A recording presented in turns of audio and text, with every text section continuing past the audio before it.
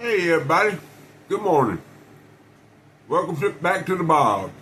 Down here in wonderful South Mississippi. Hope everybody's doing okay, man. Hope your weekend was good. Had a pretty good weekend. Blessed with some good weather. Had a pretty good weekend. I have to admit. Today we're gonna have another rousing edition of Modified Monday. I got two or three little cutters here that I did a little work on. Two or three projects over 2 or 3 days. Wasn't a big deal. This hashtag, I don't know who started it, but I do it because of Brother Aaron Williams. A&W Custom Design, fine feller, good family man, great YouTuber, great artist, just a good person all the way around. Before we get too started into any of that, I would all the folks out there that are praying folks, I wish you would please keep Brother Rex Wiseman in your prayers. He's had an issue with his feet. He's had some wound problems that he's at the moment being taken care of. I spoke with him yesterday and was very surprised to find out he's a pretty private man. But y'all please keep him in your prayers. He's got therapy going on, some wound specialist work that's going on, and y'all just throw one up for Brother Rex because he's a great guy. Really big time, knows a lot about a lot, but first of all, he's a man of God, he's a man of family, and down in there somewhere in his hobbies, he's got pocket knives wrote up in there, and that's where me and him hit it off. Of course, he's got, man, antiques and collectibles. He has stuff that's just unbelievable. But anyway, please, if you're of the praying notion, if you're the kind of person that will throw one up, y'all throw one up there for Brother Rex. I sure would appreciate it. All right, let's do a real quick what you told. I ain't gonna get into a whole bunch of this, but I got a little 4-inch folding hunter. This is a Frost cutlery. Got some gray bone there, so probably bovine bone, I don't know, but this is one of the good ones. Gotta tell y'all all the time, if you have the $2 and $3 flea market knives that you get, some of the black box Frost cutlery knives, they're just not, they're not, they're $2 and $3 knives. This is not, okay, this is a fine folding hunter. I mean, I've held a lot of pocket knives.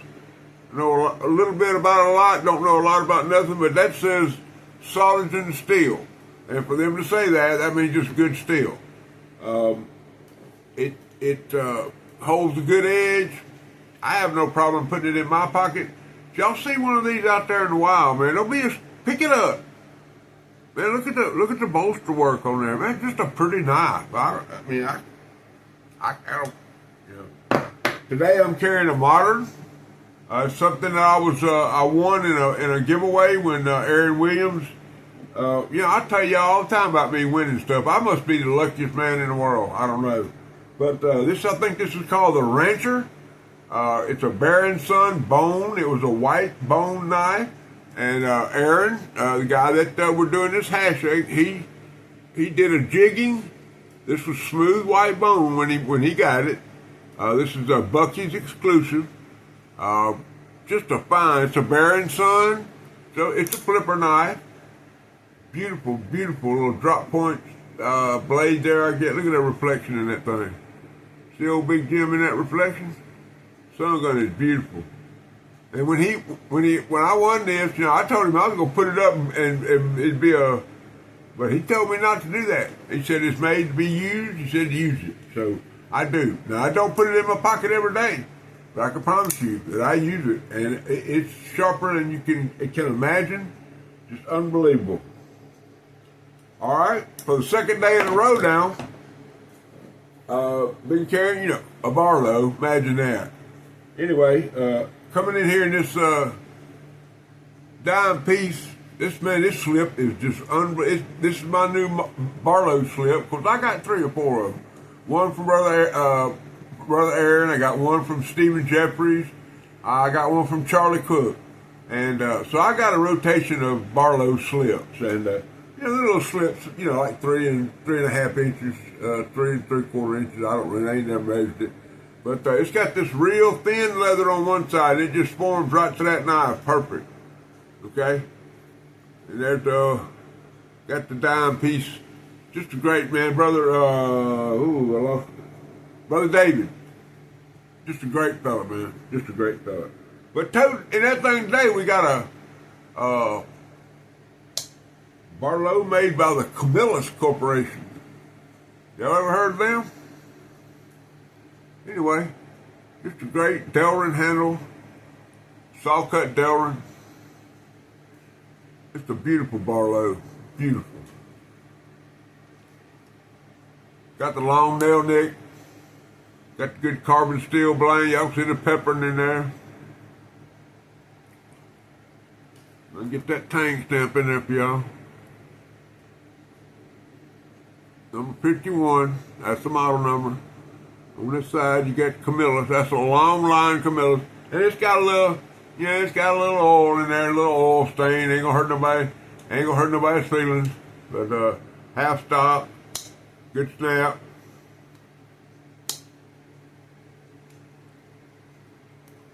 Got that little perfect pin blade. Got a little peppering on there too. That don't hurt nothing. That little pepper don't hurt nobody. A little carbon buildup. Good half stop. Good snap. You just put it in your pocket. That's why I carry these Barlows, y'all. You just put it in your pocket and work it. You know, work it. Work it. Anyway, so that's what I'm toting today. Of course, I got all the regular suspects, you know, the challenge coin, the cross from, you know, Brother Dwayne. I think there's going to be a video dropping today, not sure, about the exchange of the fundage that was done when Brother Dwayne Clark did the auctions along with Mickey and Brother Brian. They did the cornbread for Yvonne auctions, and I think the money changed hands, and I think that'll probably be an excellent video. It'll be a joyful occasion when that comes out. I hope we get to see that. They may keep it private. I don't know. But I know that the exchange was made. All right. First knife we got coming in here, and I'm going to I want a huge shout out right here. Now, I don't have a sticker. I don't have any, I know the guy's name is, I think it's James, but I'm not sure. Red Eye Patriot. And I may be wrong there, and if I am Red Eye, I'm sorry. But Red Eye Patriot did a little pocket dump yesterday for a video, and he highlighted the knife that I'm fixing to show y'all. Now, Brother Aaron, about 3 or 4 months ago, he broke the same knife out. It was in white, synthetic handle, and when Aaron broke that knife off, I went, darn, I got that knife. So I went and dug through a box, and ended up I had 3 or 4 of them. So, but anyway, here it is. It's a. Now, I think that it was actually brought out by Schrade to be a floral knife. You know, a knife you would take into the garden or something like that. And it came in several ways. This one is from the well, I'll just go ahead and show y'all. Got a sheep foot blade. The only blade's a single blade knife. And look at the tang stamp there. It says Schrade Waldens, New York, USA. Okay? And then on the back side it has the part number 175. So, but this came, they later put them out. I got one that's later that was Schrade Plus, which would be a stainless version. Now this one is carbon steel. And the ones that say Schrade Plus, they're stainless steel. But when Red Eye Patriot put that video out, I was sitting there, I leave this one sitting around on my desk in my bedroom, to where if I need a knife real quick, I can just get it, and it's sitting there. Of course, I normally got a couple sitting on the bed, but anyway, I'll leave this one in there. So I went and picked it up, and I started looking at it. I said, that's one thing that this knife don't have, and I think it needs to have it. So that's what I did. I sat down and did it. Look at here. Half stop. Went ahead and just ground a half stop in that sun gun. Now it's been two or three days. I mean, for a couple of days here, they've been one of the little chat groups I'm in. They've been talking about doing these half stops. Of course, I've done a few, but I think that's cooler than the other side of the creek. Man, look at that. Got a little peppering on that carbon steel. Just a great little old knife, man. You put this in your, I don't carry it in a slip. I put it in my pocket. Kind of like it's that old Frost Folding Hunter, that brass one with the funny bolster. Throw that in my pocket. I ain't gonna put that in no slip. But anyway, great knife, okay? That's the first knife that I have for y'all today. Now let's see. Number 2 is gonna be a pretty heavily modified knife, something that I'll tell y'all all about it. So I'm gonna pause. And I'm gonna put this. I'm gonna put a clip, one of my little flyovers, of a pocket knife that I've had for a minute, and I just decided to go. I just went crazy on it. So we're gonna run that clip there, and when we come back, I'll show you the pocket knife, and I'll explain to you what all I did to it. All right, y'all hold on.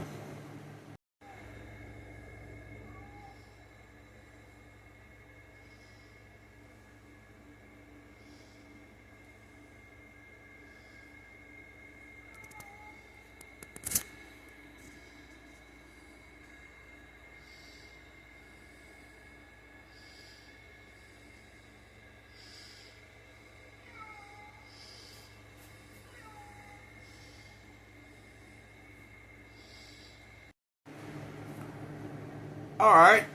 I guess y'all saw from looking at the video, the little clip that I put in there, that this is one of those. I hate to use the word cheap, but it's very economically priced.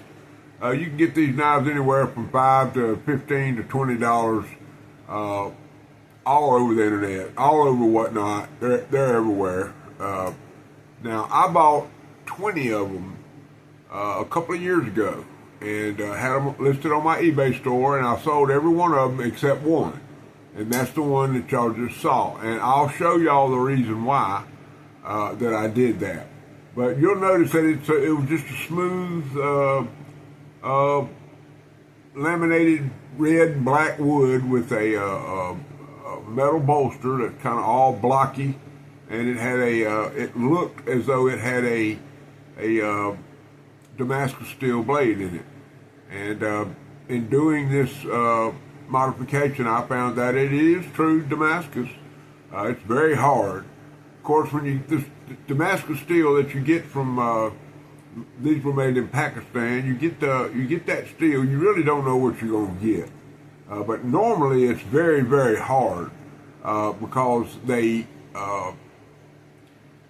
take whatever they can get. They'll stack up some fenders, a car fender or some drums, and they'll flatten it all out and make strips out of it and stack it up, and then they'll make this Damascus out of it. Plus what stainless that they can source. So these people are very resourceful, and when they put this steel together, it comes out to be pretty good stuff. They know what they're doing. I hate. So many people have a bad attitude about the Pakistani blades and the knives and the stuff they get, but I've touched a bunch of them, and the ones most everyone that I've ever been, sometimes the fit and finish isn't very good. That would be the only downside to these particular knives. I have several fixed blades. Matter of fact, some of the steel that they get that's pure steel, say stainless steel or D2 steel, tool steel, some of that steel is very, very good, and I think they're probably getting that from Germany or maybe Japan. I just don't know where it's coming from, and they'll never tell you because they probably don't know. But I can tell you this: the knives are fairly well made. Anyway, y'all saw the knife, what it looked like, and this is what I ended up with.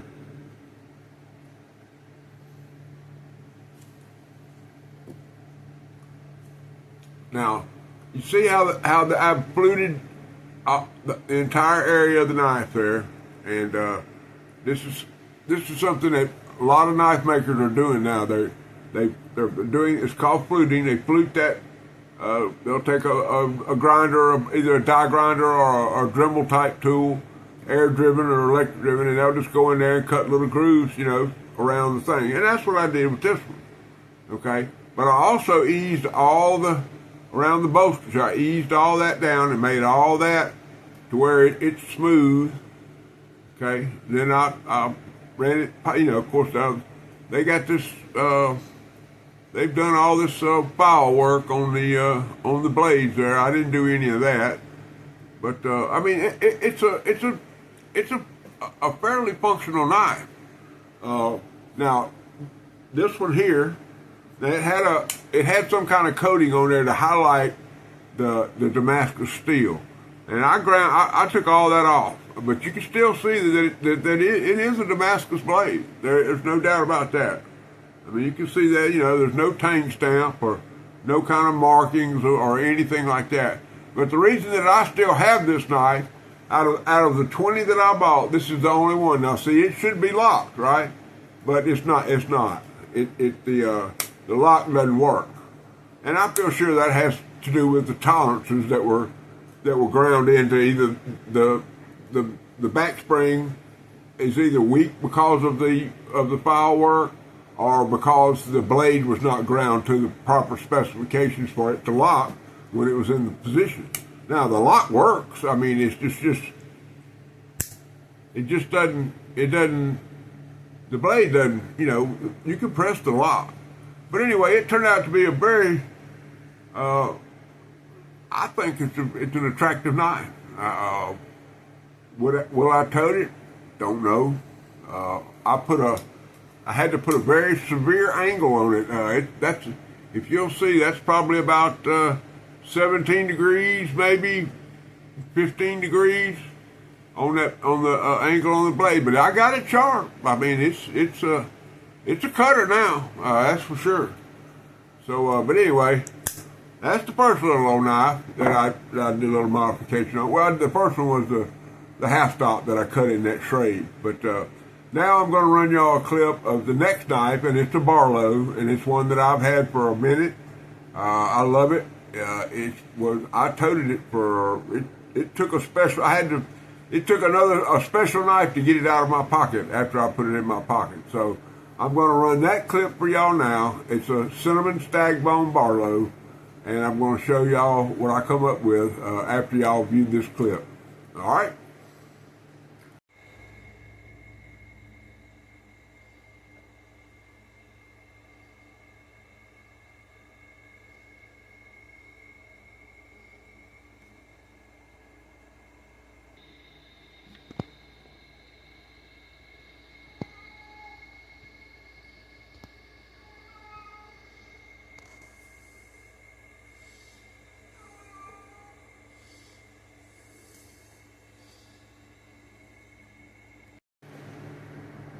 All right, everybody.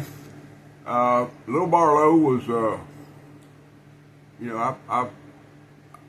I've owned it for a minute. I've used it quite a bit. It's a, like I say, Cinnamon Stagbone. When I got it, it was much darker than that. I actually washed that knife real well in, dishwashing liquid, and when I first got it, I saw where Tobias Gibson had done the same thing. He took a Cinnamon Stagbone, I believe it was a trapper or of some type, maybe it was a moose, I don't remember, but he took it and washed it and wire brushed it, and it ended up the same color as the one that I just showed y'all. Okay, so but y'all know I've got several of these Rough Rider cinnamon stag bone knives, and I've done some extensive toasting and toasted them and got them to where I like them, to where the look that I'm going for. And the look that I'm going for is more of a burnt stag look. And, I've even taught a couple of people how to do this, or through different, going through the people that call and ask me how I do it and why I do it and all that kind of stuff. So Brother Rex Wiseman would be the most notable. He's gotten quite good at it. But anyway, here's what I ended up with.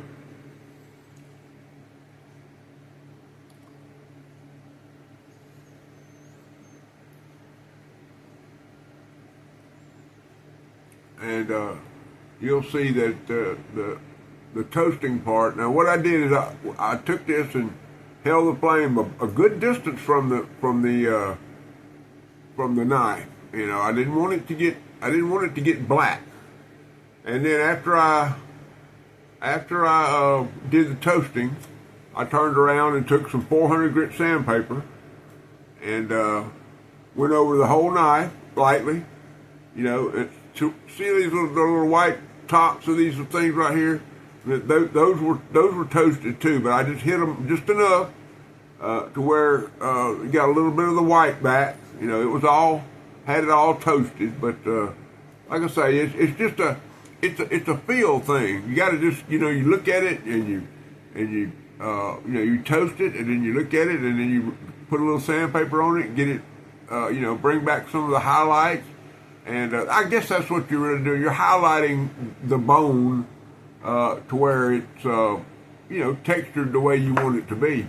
Now, you'll notice in the clip that there was a lot of thinner on that knife. That's where the blade changes colors as you use it.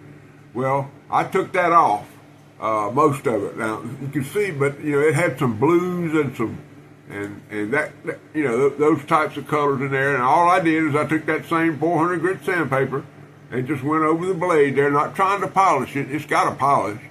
I just went through there and knocked off a little bit of the thinner, got it to where, got it back to, you can see the thinner. I mean, it's there, but it's just, I just knocked it down just enough, keep it highlighted. Let me go with your tang stamp there. That's your Rough Rider. You can get that in there. And then on this side, that was hard to see, guys. I don't know if I'm doing it justice or not. My camera's auto focusing. But anyway, of course I can't hardly see the other side of the camera. But anyway, man, it turned out good, man. Got the good half stop. Most all Rough Riders. Some of the trappers don't have half stops, but most of the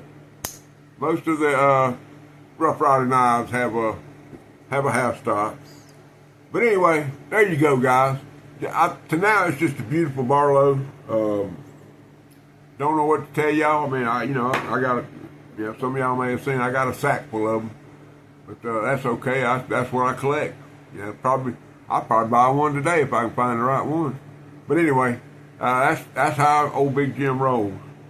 All right, guys, there's another arousing edition of Modified Monday, brought to you by old Big Jim and because of Aaron Williams at A&W Custom Design.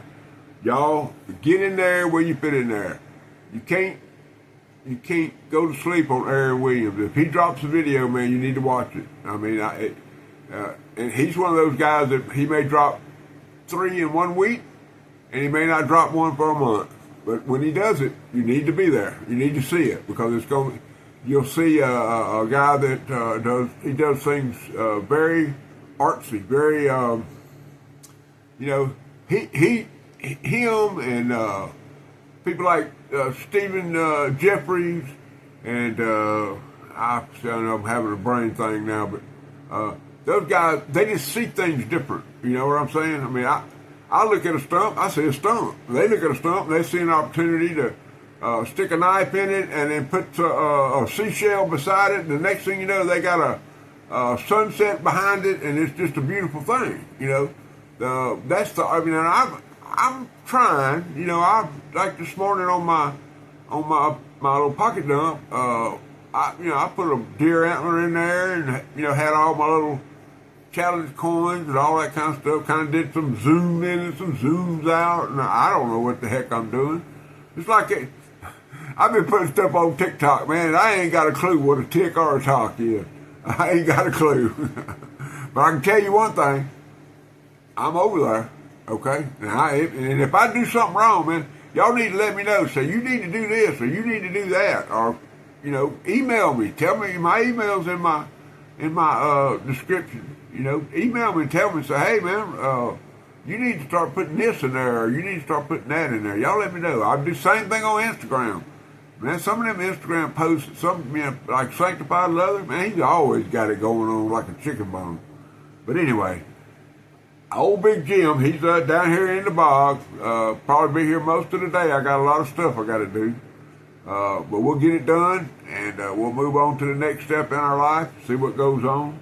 But before we go, man, there's one thing y'all need to know, and that is that Jesus Christ is Lord of my life. And rule number 9.